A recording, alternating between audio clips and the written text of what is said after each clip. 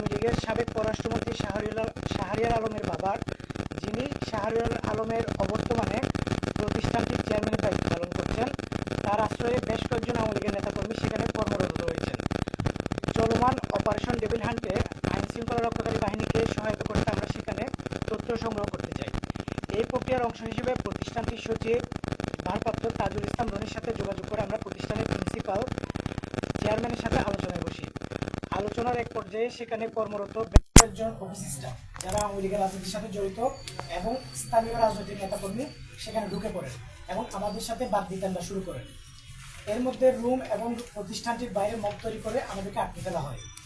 এই পরিস্থিতিতে আমরা পুলিশ, সেনাবাহিনী এবং অন্যান্য আইন শৃঙ্খলা রক্ষাকারী বাহিনীর ভাইদের সহায়তায় সেখান থেকে বের হই। এই ঘটনাকে ইস্যু করে ইচ্ছাকৃতভাবে আমাদের চাঁদাবাজ বানিয়ে সামাজিক যোগাযোগ মাধ্যমে প্রচার করা হয় যা আমাদের দৃষ্টিগোচর হয়েছে। কোনো ধরনের অভিযোগ কিংবা তথ্য প্রমাণ ছাড়া যে সমস্ত ব্যক্তি বা প্রতিষ্ঠান আমার বা আমাদের মর্যাদাহানির উদ্দেশ্যে ডিজিটাল স্ফিয়ারে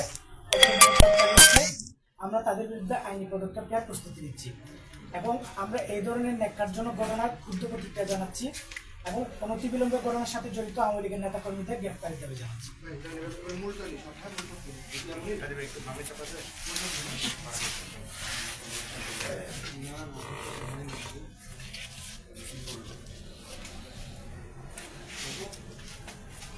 তাহলে যাই এবার।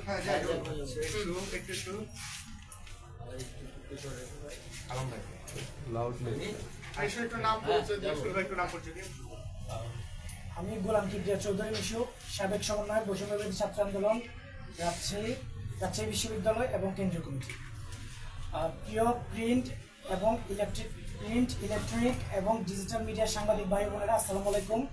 আজ 25শে ফেব্রুয়ারি মঙ্গলবার রাজশাহীর বারিন্দ মেডিকেল কলেজে ঘটে যাওয়া ঘটনার অনাকাঙ্ক্ষিত পরিস্থিতি এবং অভিযোগ প্রসঙ্গে আমাদের অবস্থান পরিষ্কার করতে আজকের এই সংবাদ সম্মেলন। প্রিয় দেশবাসী, আপনারা জানেন জুলাই গণঅভ্যুত্থানের দেশের ছাত্র জনতার উপর গণহত্যার সাথে জড়িত আওয়ামী লীগের নেতাকর্মীরা বিভিন্ন প্রভাবশালী মহলের আশ্রয় প্রশ্রয়ে ধরাছোঁয়ার বাইরে থেকে যাচ্ছে।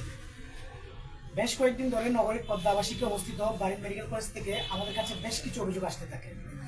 সেখানে আওয়ামী লীগের সাবেক পররাষ্ট্রমন্ত্রী শাহরিয়ার আলমের বাবা, যিনি শাহরিয়ার আলমের অবর্তমানে প্রতিষ্ঠানটির চেয়ারম্যানের দায়িত্ব পালন করছেন, তার আশ্রয়ে বেশ কয়েকজন আওয়ামী লীগের নেতাকর্মী সেখানে কর্মরত রয়েছেন। চলমান অপারেশন ডেভিল হান্টে আইন শৃঙ্খলা রক্ষাকারী বাহিনীকে সহায়তা করতে আমরা সেখানে তথ্য সংগ্রহ করতে চাই। এই প্রক্রিয়ার অংশ হিসেবে প্রতিষ্ঠানটির সচিব ভারপ্রাপ্ত তাজুল ইসলাম রনির সাথে যোগাযোগ করে আমরা প্রতিষ্ঠানের প্রিন্সিপাল চেয়ারম্যানের সাথে আলোচনায় বসি। আলোচনার এক পর্যায়ে সেখানে কর্মরত বেশ কয়েকজন অফিস স্টাফ যারা আওয়ামী লীগের রাজনীতির সাথে জড়িত এবং স্থানীয় রাজনৈতিক নেতাকর্মীরা সেখানে ঢুকে পড়েন এবং আমাদের সাথে বাকবিতণ্ডা শুরু করেন। এর মধ্যে রুম এবং প্রতিষ্ঠানটির বাইরে মব তৈরি করে আমাদেরকে আটকে ফেলা হয়। এই পরিস্থিতিতে আমরা পুলিশ, সেনাবাহিনী এবং অন্যান্য আইন শৃঙ্খলা রক্ষাকারী বাহিনীর ভাইদের সহায়তায় সেখান থেকে বের হই। এই ঘটনাকে ইস্যু করে ইচ্ছাকৃতভাবে আমাদের চাঁদাবাজ বানিয়ে সামাজিক যোগাযোগ মাধ্যমে প্রচার করা হয় যা আমাদের দৃষ্টিগোচর হয়েছে। কোনো ধরনের অভিযোগ কিংবা তথ্য প্রমাণ ছাড়া যে সমস্ত ব্যক্তি বা প্রতিষ্ঠান আমার বা আমাদের মর্যাদাহানির উদ্দেশ্যে ডিজিটাল স্ফিয়ারে অপপ্রচার চালিয়েছে, আমরা তাদের বিরুদ্ধে আইনি পদক্ষেপ গ্রহণ করব এবং আমরা সে প্রস্তুতি নিচ্ছি এবং একই সাথে আমরা এই ধরনের ন্যাক্কারজনক ঘটনায় ক্ষুদ্র প্রতিক্রিয়া জানাচ্ছি এবং অনতিবিলম্বে ঘটনার সাথে জড়িত আওয়ামী লীগের নেতাকর্মীদের গ্রেফতারের দাবি জানাচ্ছি।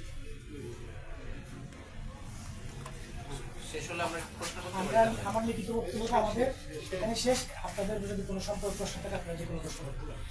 আপনারা তো সেখানে সমন্বয়ক হিসেবে গিয়েছেন, তাই না?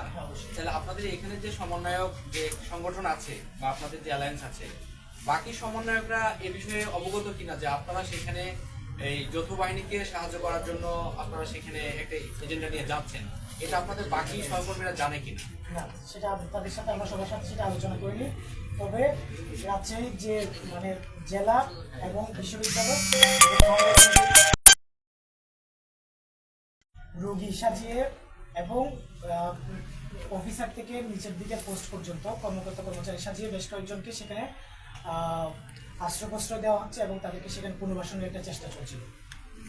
সেটার জন্য আমরা তথ্যগুলো জানতে চাই ওনার কাছে এবং আমরা গতকালকেও গিয়েছিলাম। সেদিন আমরা দেখা পাইনি, তাদের সাথে কথা বলতে পারিনি, সচিবের সাথে আমরা দেখা করে চলে আসি।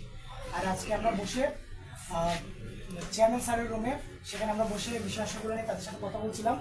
এর মধ্যে 30 থেকে 40 জন মতো বাইক থেকে ঢুকে ভিতরে আমাদের সাথে শারীরিকভাবে আমাদেরকে লাঞ্ছিত করে এবং ধাক্কাধাক্কি করে। এই পরিস্থিতি থেকে পরে আমরা পুলিশ এবং আইন শৃঙ্খলা রক্ষাকারী বাহিনীকে অবহিত করি যে এখানে আমরা আটকা পড়েছি, আমাদেরকে যেন এখান থেকে নিরাপদে উদ্ধার করা হোক। আপনাদের আহ্বানে তো আইন শৃঙ্খলা বাহিনী সেখানে গিয়েছিল। আচ্ছা, ওখান থেকে আপনাদেরকে নেওয়ার পরে কোথায় নেওয়া হয়েছিল? সেখান থেকে আমাদেরকে একটা নিরাপদ জায়গায় নিয়ে যেয়ে পরে আমাদেরকে চন্দ্রিমা থানায় নিয়ে যায়, সেখান থেকে আমাদেরকে বাসায় পৌঁছে যাবে।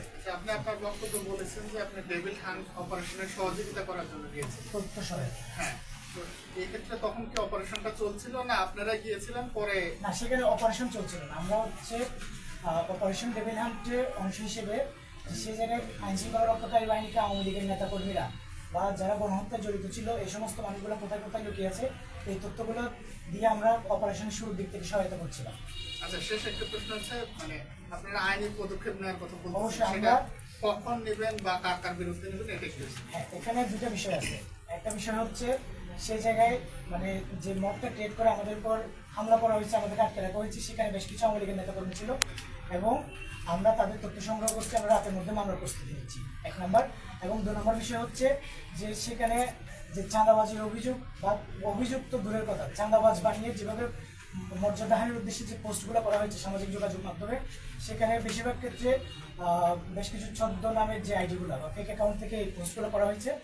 আমরা সেগুলো শনাক্ত করছি যে যারা মর্যাদাহানির উদ্দেশ্যে এই পোস্টগুলো করছে তাদের বিরুদ্ধে আমরা যথাযথ পদক্ষেপ নেওয়ার জন্য প্রস্তুতি নিচ্ছি। হ্যাঁ মিশু, আরেকটা বিষয়, ওরা বলছিল মেডিকেল কর্তৃপক্ষ বলছিল যে আপনারা গতকালকেও গিয়েছিলেন, মূলত আপনারা ওখানে ওরা বলতেছিল চাকরির উদ্দেশ্যে আপনারা গিয়েছিলেন, আসলে সে বিষয়টা সেখানে তাদের সাথে চাকরি, টাকা পয়সা, চাঁদাবাজি এই সমস্ত বিষয় নিয়ে কোনো কথাই হয়নি।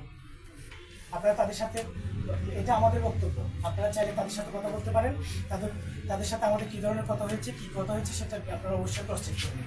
মিশু ভাই, প্রিন্সিপাল রুমে কথা বললেন, এখানে কি সিসিটিভি ফুটেজ বা কোনো কি মানে সিসিটিভি ক্যামেরা আছে কিনা বা যেটা দ্বারা আমরা পরিষ্কার সেটা আমরা খেয়াল করি, সেটা আমরা খেয়াল করি। আপনাদের ওখানকার ভিডিও মানে ভিতরের কোনো ভিডিও আছে কিনা আপনাদের কাছে? না, আমাদের কাছে আব্দুল সালাম ভাই, শেষ করুন। আওয়ামী লীগের নেতার কথা বলছেন, সেখানে আপনি কারো নাম উল্লেখ করতে পারেন কিনা? না, আমরা সেগুলো শনাক্ত করার চেষ্টা করছি এবং আমাদের কাছে সেই তথ্যগুলো সংগ্রহ করার উদ্দেশ্যে আমরা কিন্তু সেখানে গিয়েছিলাম।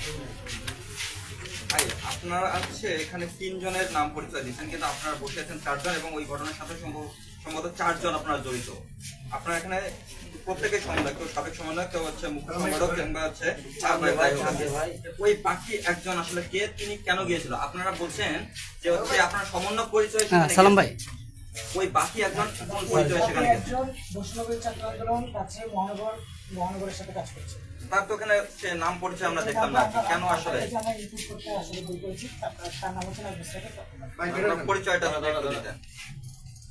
আমি নাজমুল সাকিব, আমি এখানে আমার পড়াশোনা আইন বিভাগ 17 ডিভিশন, এখানে এলএলবি কমপ্লিট করলাম। আমি এ ভাই লাইভ চলতেছে ভাই,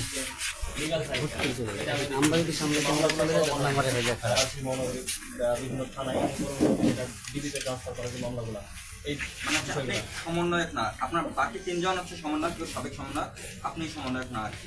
এই সমন্বয়ক জিনিসটা সমন্বয়ক শব্দটা আপনি সাবেক হয়ে গেছে, আমি সাবেক সমন্বয়ক বলছি। আচ্ছা সমন্বয়ক জিনিসটা বিলুপ্ত হয়ে গেছে। আচ্ছা, কিন্তু আপনারা তো সমন্বয়ক পরিচয় সেখানে গেছে। না, সমন্বয়ক পরিচয় আপনারা একটু আগে বলছেন যে আপনার সমন্বয়ক পরিচয় সেখানে গেছে। মানে অবশ্য আমরা সেখানে গেছি যে উদ্দেশ্য হচ্ছে অপারেশন ডেভিল হান্টের জন্য। কিন্তু একটা ব্যক্তির একটা পরিচয় থাকে, না, আমি গেলে তো হচ্ছে কেউ অ্যালাউ করবে না সেখানে। ছাত্র আন্দোলনের পরিচয় ওই আর কি। আপনারা একটু আগে বলছিলেন যে সমন্বয়ক পরিচয় গেছে, বৈষম্য এটা রেকর্ড আছে অবশ্য। আচ্ছা, বৈষম্য বিরোধী ছাত্র আন্দোলন এই পরিচয় যদি কেউ যায় এবং তাকে যদি আপনারা সমন্বয়ক নামে সংজ্ঞায়িত করতে চান, সেক্ষেত্রে আপনারা করতে পারেন, সেটা আপনাদের পার্সপেক্টিভ। না না, আপনার তো এই চ্যানেলে তো সেটা একটা ইস্যু। আন্দোলনের সময় করে রাজনীতি কমিটি ছিল বিশ্ববিদ্যালয়ের রাজনীতি আসলে সমন্বয়ক ছিল। আন্দোলনের যে ছিল সবাই